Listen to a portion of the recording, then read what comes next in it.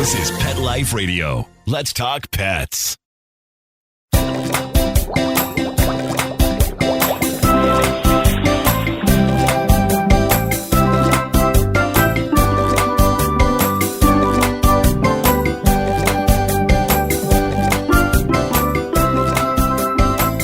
Welcome to Aquariumania. I'm your host, Dr. Roy Yanong, speaking to you from the University of Florida IFAS Tropical Aquaculture Laboratory. Thanks for joining us. Coral reefs are considered the rainforests of the sea, dense hotbeds of biodiversity and beauty. Covering less than 1% of the ocean floor, they're believed to contain about 25% of all known marine species. It's no wonder that interest in reef keeping, as well as advances in reef tank technology, have increased exponentially over the past 10 to 15 years. My guest today, Chris Meckley, is an aquarist with a passion for the aquarium hobby and a blue thumb for coral keeping. Chris and his wife Amanda own and run ACI Aquaculture, a highly successful and well-known coral aquaculture and wholesale facility in Plant City, Florida. Join us as Chris shares his story and begins part one of our series, Reef and Coral Keeping 101. We'll be right back after these messages.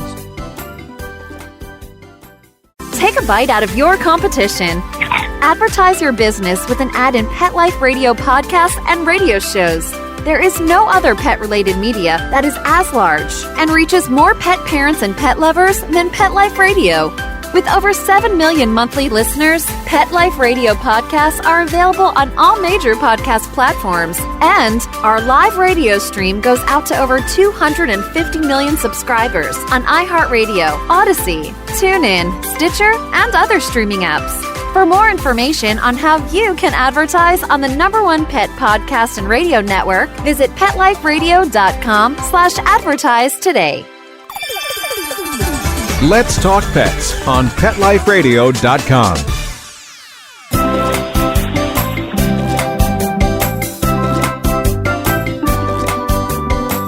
Welcome back to Aquariumania on Pet Life Radio. My guest today is Chris Meckley, owner of ACI Aquaculture, a coral aquaculture and wholesale facility in Plant City, Florida. Hey, Chris, thanks again for spending time with us today. No problem, Roy. I'm always happy to help out when I can. And definitely appreciate, Chris has been a very great mentor for many students we've had over the years, and he's kind of helped educate them on coral and coral reefs. So let's start with the questions. And, if you've listened to any of my previous podcasts, I always like to get a little bit personal at the beginning. Do you remember what your very first aquarium was and what was in it? I'll never forget it. It was a 29-gallon aquarium. My dad had me start and help him taking care of it. It was freshwater. That aquarium was at the house when I was younger. It was like 7 or 8. And then when we moved into our new home, my grandfather built a stand for it. And me cleaning it and taking care of it, got water on the stand. And my grandfather had a solid wood top. And it worked and cracked it. And all the water went to the basement. So that was my first aquarium. I learned a lot from that first aquarium. And then, of course, the addiction for fish back then when I was a kid just continued to grow, and we ended up with 55-gallon aquariums all around the basement and breeding African cichlids and discus and all that other stuff. So it's pretty cool how it evolved out to what we are today. It's amazing. So how did you get involved professionally in the hobby? What did you do like right before, and then how did you get into, working as a professional in the aquarium industry? Well, when my first job was working at an aquarium shop up in Pennsylvania, York, Pennsylvania. When I was a lot younger, in my early teens, I would go around to all the shops. My dad would have every Friday, we'd go around and see all the shops, and we'd pick up fish and just go to enjoy things. It was something my dad and I got to do it every Friday. It was great. I started working for one of those shops at the age of 16, and then worked at another shop after that shop closed up. And then my real professional career started down here in Florida when we moved down here. And I started working for friends of mine, 5D Tropical, the Diaz's. And I was tasked to put together their local facility when they were going into, instead of being just a distributor selling wholesale as well to local shops, I actually put together that entire facility, plumbed every single aquarium. It was a good learning experience and learning the commercial aspect of the industry through 5D. Then I couldn't sit on my butt after they took me out of that and put me into sales. I was always good at sales with everything, with my sales career before I got back into the industry. There's a gap there from me moving from Pennsylvania down to Florida, where I was in sales for a few years. But when I got back into it, was with 5D mainly, and they put me in sales again, and I was sitting on my butt like I am right now, and it's not me. I'm a go-getter. I'm a type of person that wants to have my hands wet all the time and wants to be in the water. So I ended up buying a shop in Tampa, and had a bad partner that didn't work out. And then I got this harebrained idea to start this company with a $10,000 loan from Discover Card, and that was in 2007. It was actually started in January 2007. And we incorporated in May 23rd of 2007. And here we are, going to be 16 years, May 23rd, 2023. Yeah, that's incredible. And yeah, I remember visiting you when you first had big tanks in your garage many years ago. Yeah. Many years. That's over 10 years ago. Yeah. How did you get your wife, Amanda, involved? Was she always interested in working with you, or was that? She found me. She found me and asked me out on a date when I was working at Tony's Tropical Fish in York, Pennsylvania.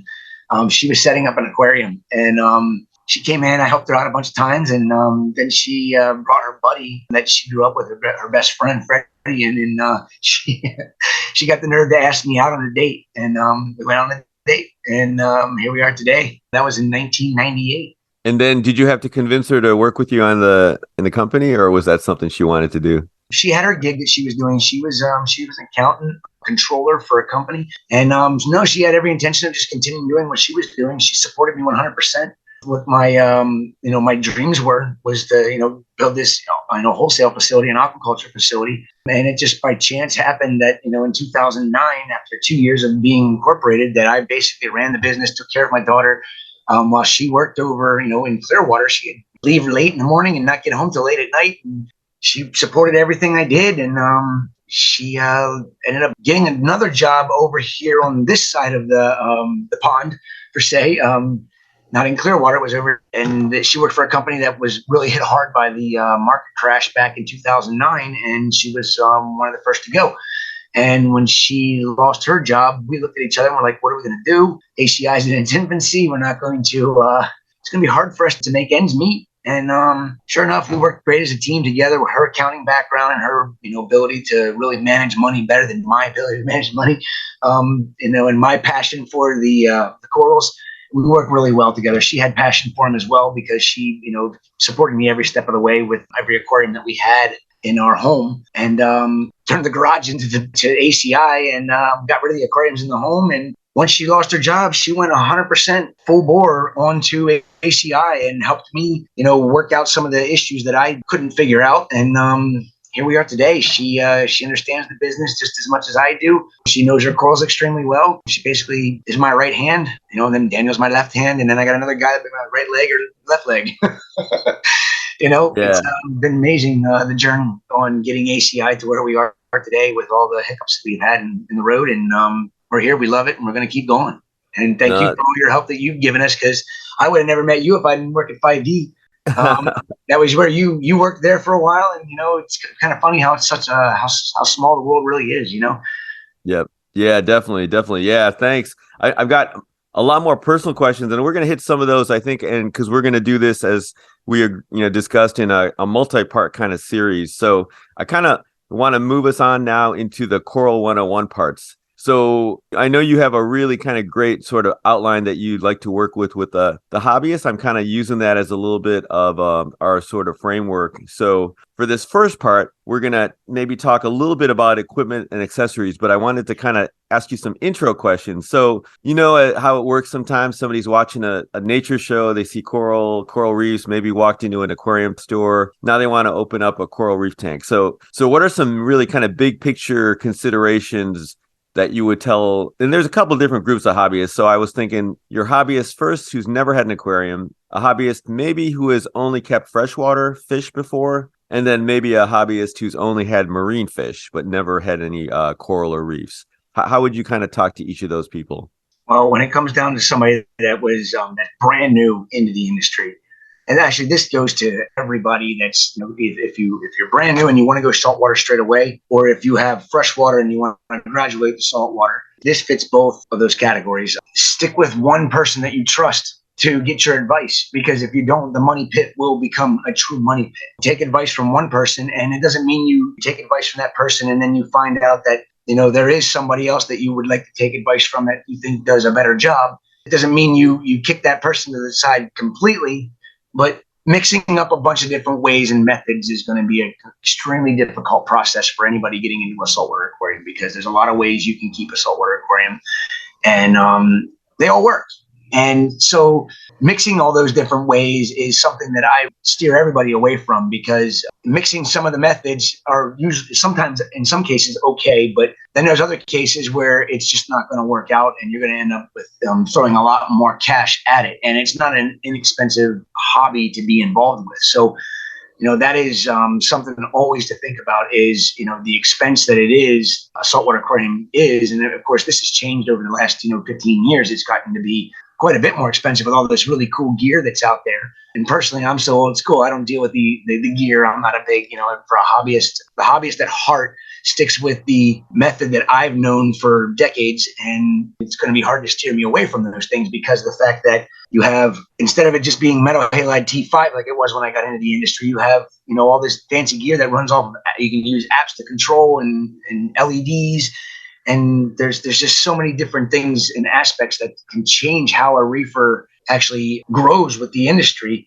It can be a little bit more difficult nowadays if you use these fancy equipment that has an app for this pump, an app for these lights. It can make things confusing, but if that's what you're into, then go for it. So basically, stick with one person that you trust their advice on how to maintain and set up the aquarium.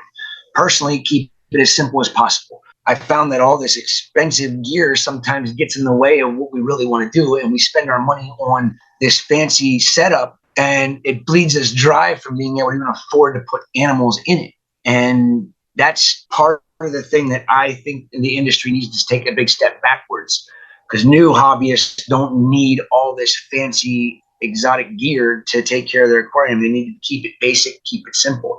You need an aquarium, you need a sump, you need a protein skimmer. I recommend getting a control system like an Apex or a Hypes, so that you can actually, that's the one control thing that is very good and is a useful tool, because it can help you tremendously when it comes to maintaining the levels. So Chris, so let's kind of break some of that down a little bit before you get into too much detail right now. But first of all, I wanted to ask, with the big question, kind of ballpark estimate, what do you think is a reasonable amount of money that a beginning reef hobbyist might end up spending?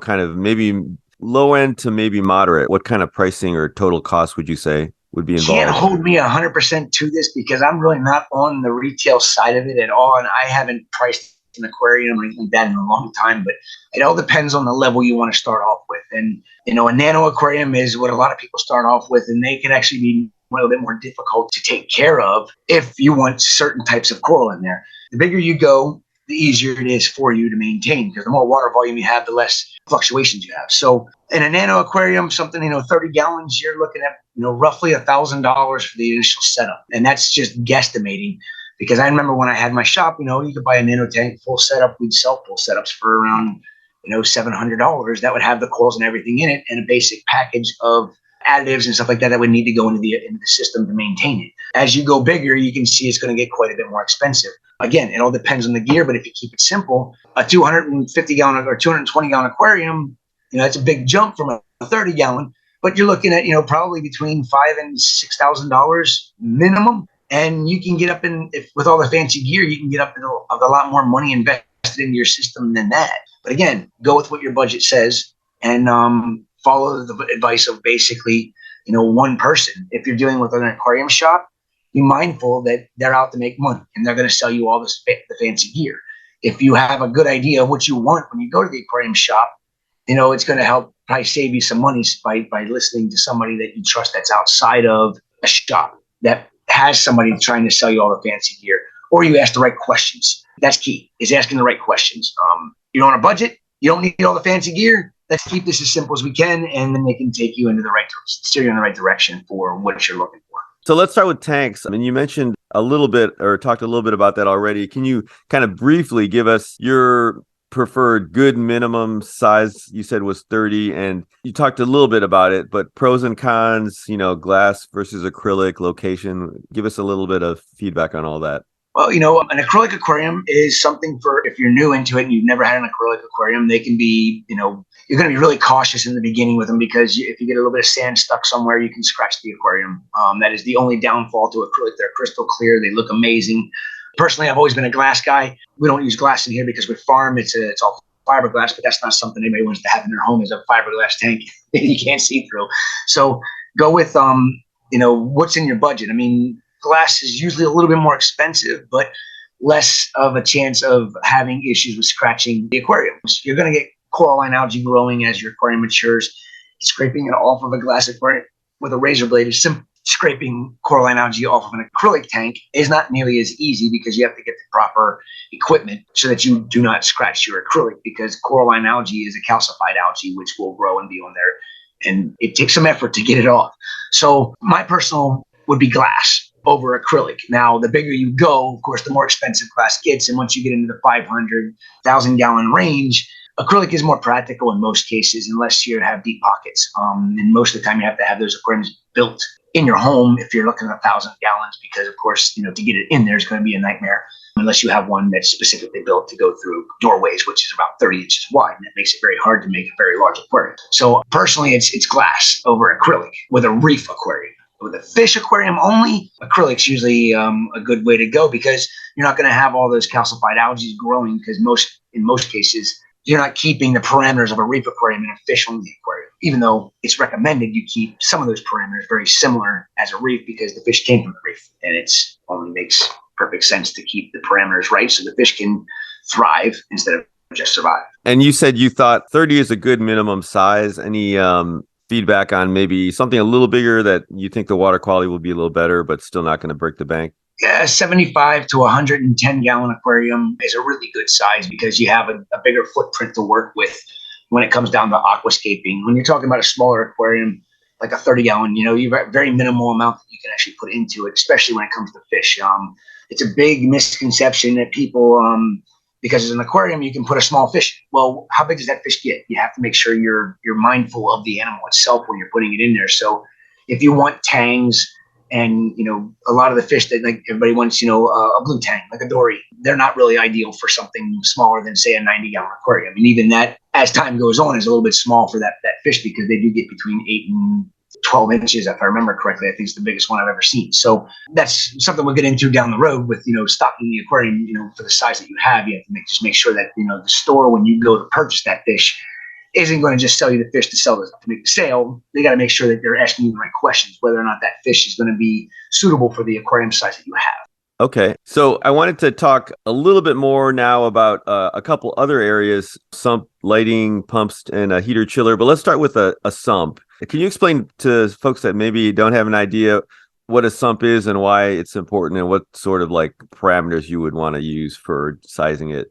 A sump is extremely important in a saltwater system. Actually, they found that they're really important in freshwater systems too, but aren't necessary. They aren't even necessary for a saltwater system. But the overall health of your system is better because you end up having the sump is basically where all of your filtration equipment would be stored. It goes underneath your aquarium. So getting an aquarium that's drilled for a sump or a reef-ready aquarium is what we call it, that has a built-in overflow. That way, your surface gets skimmed on your aquarium. And where proteins and waste tend to congregate in an aquarium is at the surface. So having your surface being skimmed and all of that being removed from the surface makes the light penetration better, for one, and it keeps your tank more clear and brighter. Also, that surface skimming then goes into your sump where you have your protein skimmer. Your protein skimmer is basically equivalent to the wave action of the beach. When a wave crashes and curls and catches that air pocket, all those air bubbles get smashed into billions of little itty bitty bubbles, and they're positively and negatively charged, which then attract the proteins, or an easy way to put it, if people don't know what I mean, fish urine, fish poop that are broken down into nitrates, basically is what the reason why you get nitrates and phosphates in your water. That will go into your sump. Then your protein skimmer will work on removing it, as well as you have, other biomedia that can be in your sump as well, even though I don't recommend biomedia in your sump because you have that all in your aquarium. So any equipment basically that you would want to add to your system, you would keep it out of the visual view of your aquarium, and all you're enjoying is the beauty of your aquarium, and your filtration equipment would be below, where it drains the water down, pumps the water back up, filters it while it's down there. And some people even turn the sumps into, say, like a refuging type deal, which they can reverse the light, which will help balance the pH a little bit better because you have photosynthesis going on 24 hours a day and not just 12 hours while your lights are on in your system. Okay, well, we're going to talk a little bit more next about lightings, but let's take a short break and we'll continue our discussion of reef tanks with my guest, Chris Meckley, owner of ACI Aquaculture in Plant City, Florida, after these messages from our sponsors. How many of you have pets? My hand's raised. Now think about how lucky you are to have such a sweet little pet in your life, and that pet is lucky to have you too. But unfortunately, there are countless pets out there that don't have a home to call their own. However, Bob's from Skechers is trying to change that. So we developed Bob's for dogs and cats to help pets in need. With every purchase of adorable Bob's footwear or fun, stylish apparel, or even the cutest Bob's pet accessories, Skechers makes a donation to Petco Love to help save shelter pets. And with your help, we've already saved the lives of over 1 million pets and raised over $7 million. So while you're getting style and comfort with features like Skechers' famous memory foam cushioning, you're also helping to save an adorable pet in need and helping another lucky owner be connected with a future best friend and companion, because happiness is having a loving pet by your side. Find Bob's at a Skechers store, Skechers.com, select Petco locations, or wherever stylish footwear is sold. Let's talk pets Let's talk pets on Pet Life Radio. Pet Life Radio. PetLifeRadio.com. We're back and continuing our conversation with my guest, Chris Meckley, coral guru and owner of ACI Aquaculture in Plant City, Florida. So, Chris, you were talking a little bit about sumps, and as kind of the next important component, I wanted you to tell us a little bit about lighting. Now, lighting is really pretty complicated for reef systems, and there's, as you mentioned a little bit earlier, a lot of different types of lighting. If you can kind of touch a little bit on lighting, and this could probably just take, several hours, but kind of distill it into some of the important considerations for that new reef hobbyist, that would be great. One of the things, lighting is, one of the key. We always say there's three key components of a reef system. One of them is lighting, and then we have flow, and we have water parameters. But we'll touch base on the lighting. Lighting is so important. Corals themselves are animals, and they have a symbiotic relationship with zooxanthellae that lives in their coral, in their tissue. And without the zooxanthellae, the coral basically would be white, which is basically a bleached coral. And we hear about this all the time. So lighting alone is super important to keep that zooxanthellae happy so that it can produce sugars to feed the coral itself. Again, lighting is key for the success of a reef aquarium. It's one of the three key ingredients for a successful reef. So I say to everybody, purchase the light that you can afford, not what the store wants to sell you. There's a lot of different lighting situations, lighting lights that are out there. You have some really high end that are really, really controllable. Then you have all the way down to some basic lights. The thing with the industry nowadays is everything is going towards LEDs, and they've removed the whole metal halide and T5 aspect of it. So you got to be mindful of the LED that you do purchase, because they're not all created equal, and they're evolving still to this day. I'm not a big fan of LEDs personally, but for hobbyists, they work out great. And getting a good quality LED that you can use, if you like the fancy gear and you want to be able to get on the app and you want to be able to control the sunrise sunset effect, there's a lot of lights out there that can do that for you.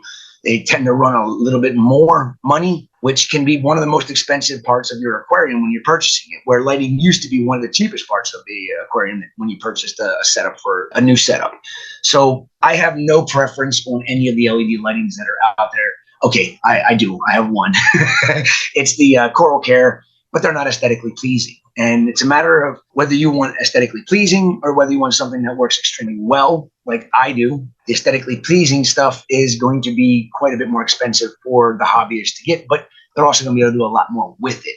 So lighting alone, personally, T5s and metal halides are the way I go, and that's what we use in here at ACI at the farm. But we do incorporate LEDs in as well. So I can't recommend any specific manufacturer other than the one I like, which is the coral care. And then if you just want accent lights for the lighting that you do have, the Reef Bright bars are very inexpensive and they work extremely well too and show the coral pop, which is, of course, what everybody loves about reef aquariums is the fact that corals glow under certain lighting. So keeping your lighting simple in the beginning as a new hobbyist is probably a good way to go because it's not going to break your bank. If you want to go all in, then by all means go with the fancier ones or go with something simple like a T5 fixture, which is plug and play. You plug it in, it turns on, turns off. LEDs, they're going to have some programming aspects to it. So it's a matter of what you want to get into. I personally like to keep everything as simple as possible because it's been working for decades and it still works. What do you think about, again, sort of things like the wavelengths or the heat generation, that sort of thing among the different types? Wavelengths are extremely important. I mean, that's the most important part of lighting. And that's why I still like my metal halides and my T5s because you get a true full spectrum lamp with metal halides and T5s. They're harder and harder to come by. T5s, not so much. I mean, you can get them fairly easily. I mean, most shops still have T5s, but whether or not they have the fixtures available is a different story. Some shops do, some shops don't. But the thing that we found with LEDs, and I've been working with Tulio from Reef Bright on this because he's the light guru, and I've learned a lot about light. And as everybody knows, the sun is the base of all life on this planet. Without the sun, we're not here. And the sun puts off full spectrum lighting from infrared all the way down to ultraviolet. And LEDs have yet to prove that they give you any infrared whatsoever that penetrates, below a few inches from the lamp itself. Same with ultraviolet. Ultraviolet doesn't go very far from most LED brands out there. And metal halides and T5s all put infrared and UV off. And we found that with a spectrometer, we're reading UV and infrared not so far below the surface of the water, but it still penetrates into the water. And there are aspects of infrared that are very beneficial. Again, the sun puts it out. Why are we eliminating it from our lighting scenarios that are in our aquariums? What is it going to cause?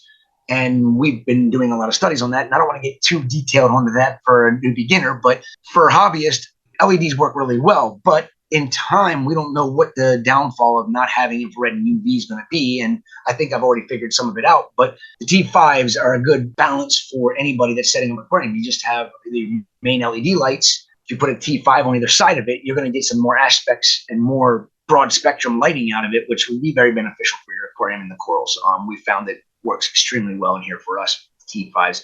Actually, we put up more metal halides because, I've always loved the metal halides. It's full spectrum no matter what.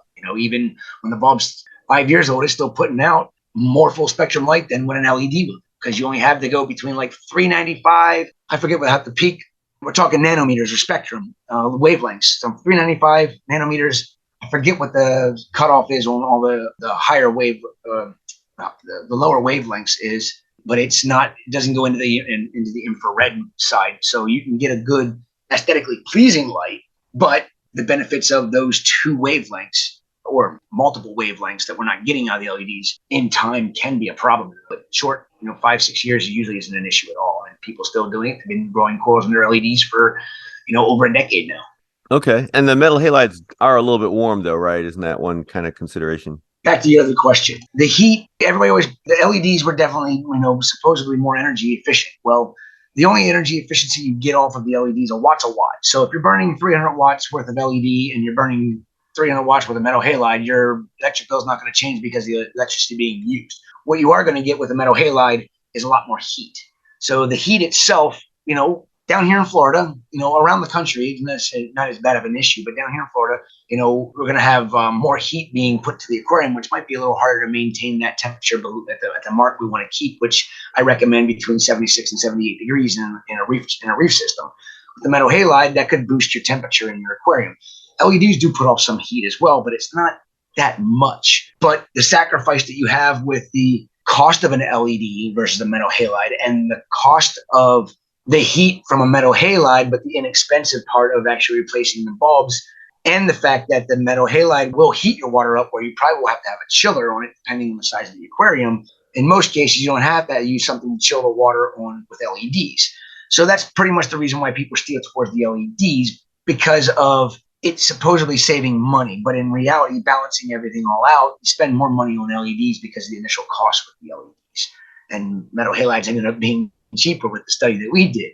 So it's kind of weird how that all worked out. But again, it's hard to get metal halides and T5s at most aquarium shops because it has shifted to the LED side of it. And as they evolve, we're going to start seeing all the infrared and the ultraviolet lighting and the wavelengths that we're looking for to create a true full spectrum lamp. They work well. Don't take this as they don't work well, because people are obviously keeping reef aquariums now for a long time with LEDs over top. Okay, that's great. Well, thanks for that kind of clarification. So a couple more quick things, and then we're going to kind of leave some more information for our next podcast. But pumps are obviously pretty important. What are your thoughts on pumps?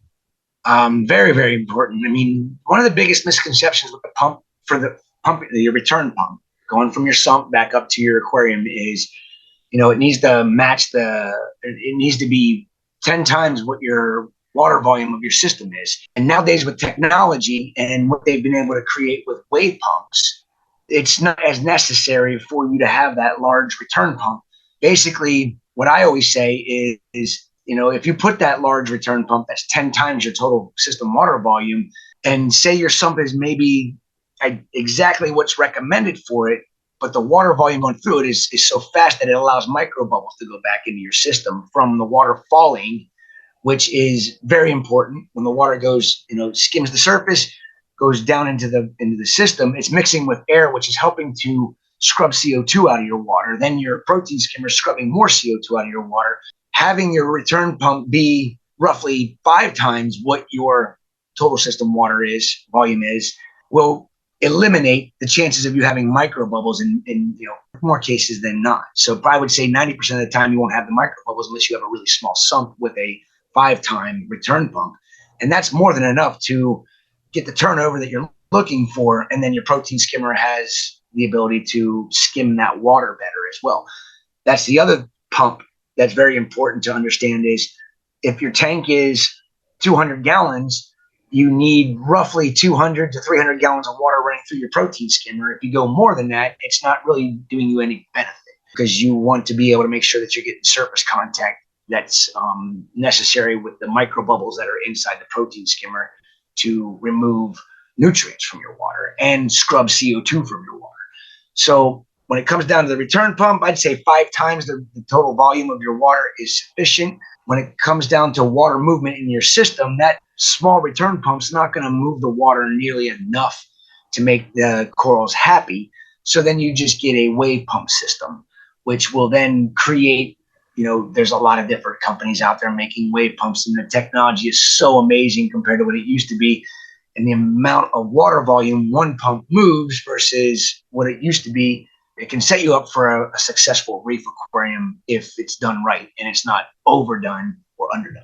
So bottom line, depending on the type of corals you want to keep in that aquarium is going to determine the size of the wave pumps that you would purchase. And most aquarium shops will steer you in the correct direction depending on what you're looking to do in your system. And if you go with, say, a large polyp stony coral reef, you don't need nearly the amount of water flow as what you do if you have a small polyp stony coral reef, which would be like aquapora corals and montipora corals, which are in very like tide zones where they're getting tons of weight action. So that can always be upgraded down the road if you graduate and want to go to the more exotic or harder to keep corals as well. Okay, great. Now, you mentioned a little bit about temperature control. Let's maybe touch briefly on that. One more quick topic, evaporation, and then we'll kind of close it up. But yeah, tell us a little bit about the temperature controls. With temperature, of course, I think it's extremely important to keep your temperature of your system very consistent.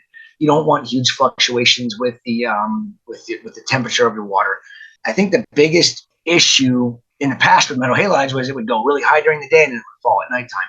Now, in most cases here in Florida, depending on what you keep your home at, if you keep your home at like 80 degrees in the summertime, then your tank's going to run at 80 degrees. And personally, I think when your tank is at 80 degrees, the metabolism of the coral goes up. They require more.